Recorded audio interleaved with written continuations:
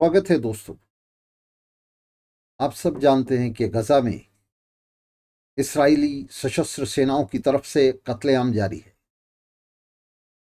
गजा कत्लेआम ने पूंजीवादी दुनिया को पूरी तरह से नंगा करके रख दिया है।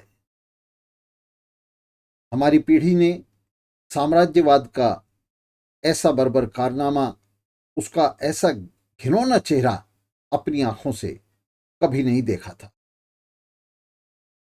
गजा में साम्राज्यवादी पाशविकता के 55,000 शिकारों में 20,000 से ज्यादा बच्चे हैं। और जब मैं शिकारों की बात कर रहा हूं तो मैं इन हमलों में मारे गए लोगों की बात कर रहा हूं। जहां तक घायलों का ताल्लुक है, घायलों की तादाद तो मरने वालों से भी दोगुनी ज्यादा है। नागरिक इलाकों पर हमलों में हर रात सैकड़ों लोगों की मौत हो रही है। और फिर भी दुनिया भर का मीडिया अब इन खबरों को सुर्खियों में नहीं ला रहा है। उन्हें एक नॉर्मल मान लिया गया है, एक नित्यक्रम मान लिया गया है।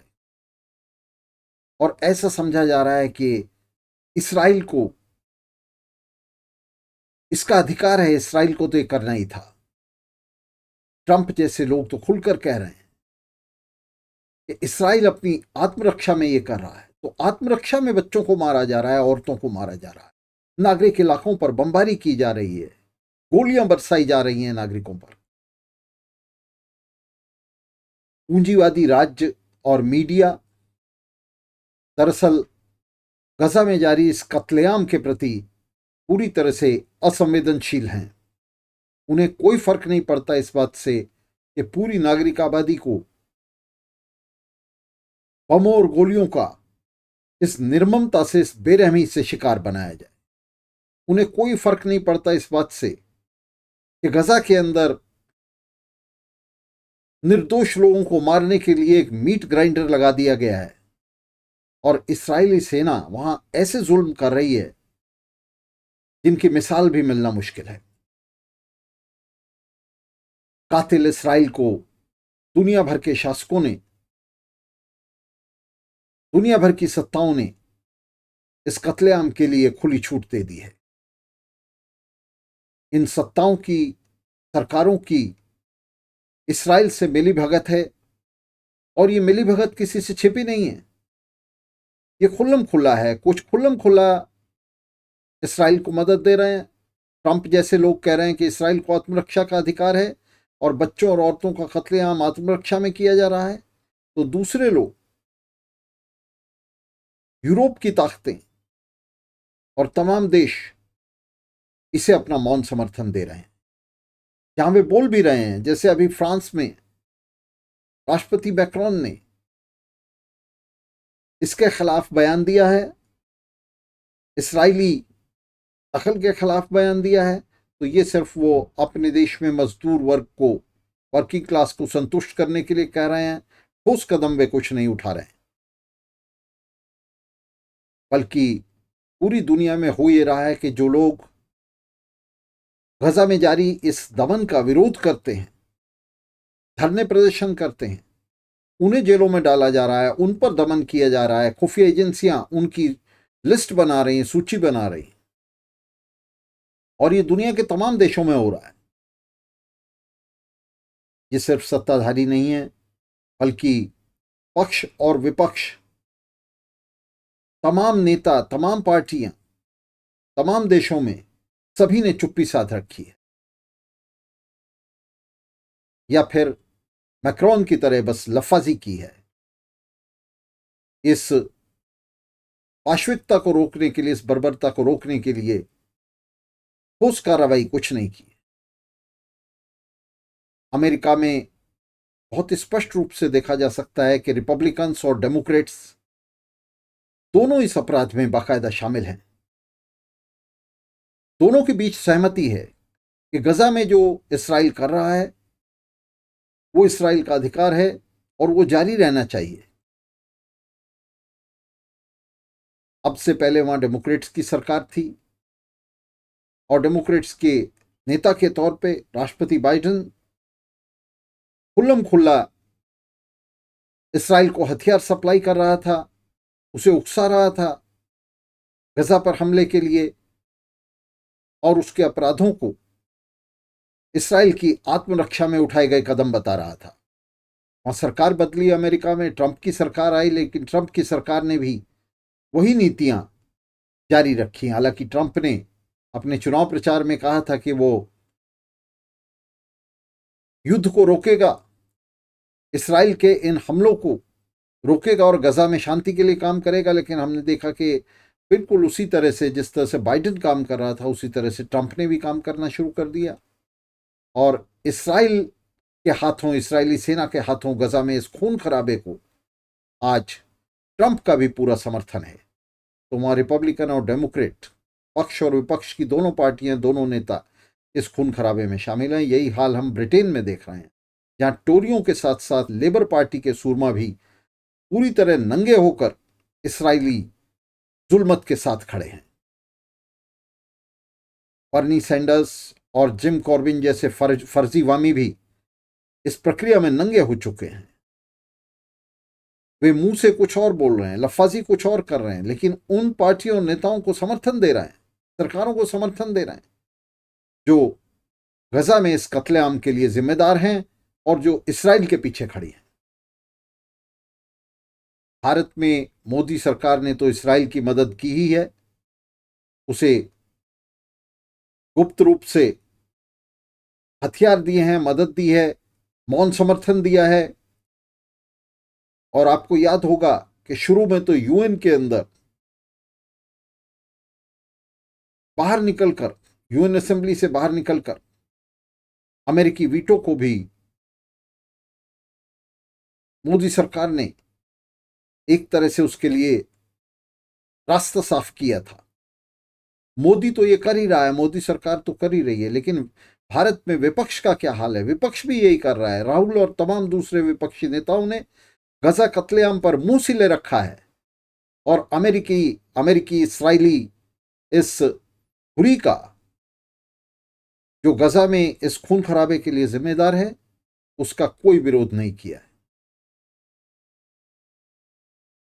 इन नेताओं ने, इनकी पार्टियों ने, इनके नेतृत्व वाली पार्टियों ने इसराइल को समर्थन के लिए मोदी की कभी कोई आलोचना नहीं की।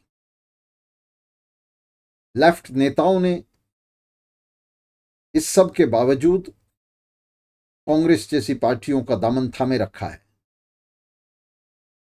और उन्हें लोकतांत्रिक पार्टियां फासीवाद विरोधी पार्टियों के तौर पर प्रचारित करना जारी रखा है। इसके अलावा इन लेफ्ट पार्टियों ने खुद भी गजा कत्लेआम को रोकने के लिए, गजा कत्लेआम के विरोध के लिए कोई कारगर कदम नहीं उठाया।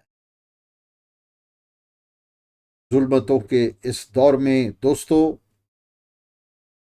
यूनाइटेड नेशंस और इंटरनेशनल क्रिमिनल कोर्ट जैसी तमाम अंतर्राष्ट्रीय संस्थाएं फेल हो गई हैं, पंगु हो गई हैं। वे राजनीतिक तौर पर पूरी तरह से अपंग साबित हुई है। लोकतंत्र, शांति और बंधुत्व के सारे पूंजीवादी दावे खुश हो गए हैं। सोवियत संघ के अवसान पर बहुत ऊंचे ऊंचे दावे साम्राज्यवादी नेताओं और उनके पत्तलचट बुद्धिजीवियों ने किए थे कि अब दुनिया को शांति और समृद्धि के पताका के नीचे एकजुट किया जाएगा, पूरी दुनिया में शांति और समृद्धि बांटी जाएगी, शीत युद्ध का अंत हो जाएगा, बर्बरता और अमानवीयता का अंत हो जाएगा। लेकिन हम देख रहे हैं कि जिस किस्म की अमानवीयता आज हम देख रहे हैं, ये अमानवीयता कम से कम हमारी पीढ़ी ने अपनी आंखों से नहीं देखी थी। एक तरह का हमें जंगल राज दिखाई दे रहा है दुनिया के अंदर, जहां जिसके पास ताकत है, जिसकी लाठी है उसकी भैंस है, जिसके पास ताकत है वो कुछ भी कर सकता है। गजा में इसराइल के पास ये सब करने का कोई औचित्य नहीं है, कोई कारण नहीं है, लेकिन उसके पास फौजी ताकत है और उस फौजी ताकत के पीछे अमेरिका की ताकत है। और इसलिए दुनिया के तमाम पूंजीवादी राष्ट्र अपनी जुबान सिले हुए हैं, अपना मुंह सिले हुए हैं। साथियों, पूंजीवाद ने, गलते सड़ते पूंजीवाद ने जो साम्राज्यवाद में विकसित हो गया है, या कहा जाए कि उसका एक तरीके से अवसान हो रहा है साम्राज्यवाद में, उसने एक बर्बर समाज का निर्माण किया है पूरी दुनिया में। वो युद्ध और हिंसा के सहारे अपने अंतिम घड़ियां काट रहा है, अपनी अंतिम सांसें ले रहा है। आधुनिक विज्ञान की महानतम उपलब्धियों का इस्तेमाल वो हिंसा, खून खराबे और कत्लेआम के लिए लगातार कर रहा है। शिक्षा, स्वास्थ्य और तमाम दूसरी इंसानी जरूरतों को दरकिनार कर सेनाओं और हथियारों पर तेजी से खर्च किया जा रहा है, और यह खर्च हर आए दिन बढ़ता ही चला जा रहा है। समाजवाद को गाली देने वाले, उसे तानाशाही बताने वाले तमाम बुद्धिजीवी और उनके नेतृत्व वाला मीडिया इस बर्बरता पर खामोश है, इस साम्राज्यवादी पाशविकता पर पूरी तरह से चुप है। इस अंधेरे के लिए मजदूर वर्ग का राजनीतिक विसंगठन और पराभव जिम्मेदार है, जो पिछली सदी से हमें विरासत में मिला है। पिछली सदी में ही सोवियत संघ के अंदर से खोखला होते चले जाने के साथ साथ स्टालिनवादियों के नेतृत्व में, क्रेमलिन पर स्टालिनवादियों के कब्जे के साथ, उनके नेतृत्व में सोवियत संघ के खोखला हो जाने के साथ साथ मजदूर वर्ग का ये राजनीतिक विसंगठन और उसका पराभव शुरू हो गया था। और उसके बाद से पूंजी के मालिकों का पूरी तरह दुनिया पर आधिपत्य हो गया। 1991 में सोवियत संघ के विलय के साथ तो पूरी दुनिया में एक तरह से पूंजीवाद की विश्व विजय हो गई। वर्किंग क्लास के इस पराभव और विखंडन के लिए जिस तरह पहले सामाजिक जनवादी जिम्मेदार थे, उसी तरह इस सदी के उत्तरार्ध में स्टालिनवादी जिम्मेदार रहे। ये स्टालिनवादी थे जिन्होंने सोवियत संघ को खोखला किया और जिन्होंने विश्व समाजवादी क्रांति की उठती लहर पर पानी डाल दिया, वर्ल्ड सोशलिस्ट रिवॉल्यूशन का गला घोट दिया। गजा में इस निर्मम हिंसा ने दुनिया की वर्किंग क्लास को फिर से जगा दिया है।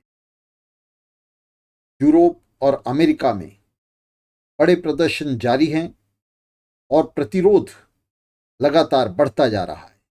इस प्रतिरोध के दबाव में मैक्रोन जैसे पूंजीवादी शासकों को लफाजी के लिए ही सही, नामचारे के लिए सही, इस इस्राएली बर्बरता का विरोध करना पड़ रहा है। ये प्रतिरोध बड़ी आशा पैदा कर रहा है, और जैसे जैसे ये प्रतिरोध फैल रहा है, जैसे जैसे ये पॉपुलर हो रहा है दुनिया भर में, उसके साथ ही इस बात की जरूरत बढ़ रही है कि साम्राज्यवाद, फासीवाद और युद्ध, हिंसा और बर्बरता के खिलाफ मेहनतकश जनता के संघर्ष को नेतृत्व देने के लिए उस शक्ति को संगठित किया जाए जिसने अक्टूबर क्रांति की रचना की थी। इस नेतृत्व का निर्माण ही आज युवाओं और सर्वहारा के सामने सबसे बड़ी चुनौती है। इस चुनौती को स्वीकार करके हम निश्चित रूप से उस राजनीतिक पार्टी का निर्माण करेंगे जो मार्क्सवाद की कंपास से लैस हो और जो अपने गिर्द मजदूर वर्ग और उसके गिर्द तमाम मेहनतकश जनता को, करोड़ों करोड़ मेहनतकश जनता को लामबंद करते हुए साम्राज्यवाद को, फासीवाद को चकनाचूर कर सके। तो दोस्तों, इस विश्वास के साथ और इस आह्वान के साथ आज के इस कार्यक्रम को खत्म करने की आपसे अनुमति चाहता हूं। मिलते रहेंगे और मिलकर इस संघर्ष को जारी रखेंगे। बहुत शुक्रिया, धन्यवाद।